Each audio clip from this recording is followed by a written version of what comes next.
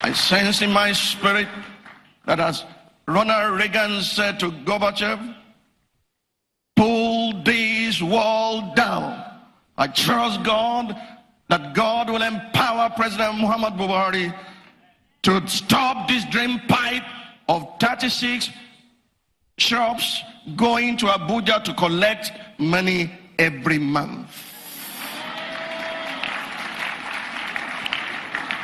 The search for a well-restructured state. On the question of how restructuring will be done, let me state that we have had engagements with this government as well as with the preceding administration under President Goodluck Ebele Jonathan, in which strategies and documents were put forward towards restructuring. One of these proposals called for a presidential commission for national reconciliation, reintegration, and restructuring, guided among other frameworks by the 2014 National Conference report. I do not have the time to delve into the specifics of that commission in this address, but I must state that I am inclined to a zonally structured governance system due to the reasons I earlier alluded. I'm completely sold out to it. However, in the spirit of trustful give and take, let all the proposals be brought to the table. Inasmuch as it is in the interest of our nation, whatever governmental structure results from the process, our people deserve the right to determine the structural and functional parameters of governance in their nation. Let the Nigerian people decide. From the United Kingdom's European Union membership referendum to the constitutional plebiscite in Italy, we have seen examples of how this is done. The notion that the Nigerian nation is non-negotiable will remain contested through agitations until we summon enough courage to put it to the test and prove through the outcome that we are indeed prepared to become a truly united nation. Conclusion. During the presentation of the 2017 budget, President Muhammadu Buhari rightly observed that the current economic situation also provides a climate of great opportunity. Truly, in the words of Alan K. Chalmers, crises refine life. In them we discover who we are. And as declared by Jawaharlal Nehru, crisis and deadlocks have one advantage. They force us to think.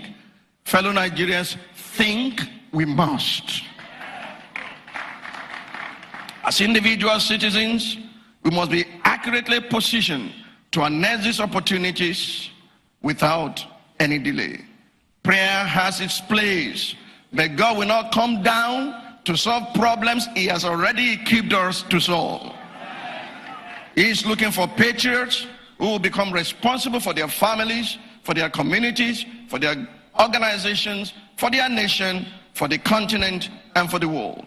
He calls everyone, irrespective of religious, ethnic, gender, or other distinctions, and such people of destiny must receive God's visions for the environment, articulate and communicate those visions plainly, and galvanize others to run along with them, knowing that the giver of vision is the God of all sufficiency who will make provision for the vision. And I'm glad to announce to Nigeria that the year 2017 is a year of all sufficiency. For us at the Lateran Assembly, we have accepted responsibility for our nation, and that is why we do what we do. As watchmen over our nation, we are propelled by a God-given vision of the new Nigeria, a nation on a journey to oneness and greatness, a journey the nation of Israel embarked upon.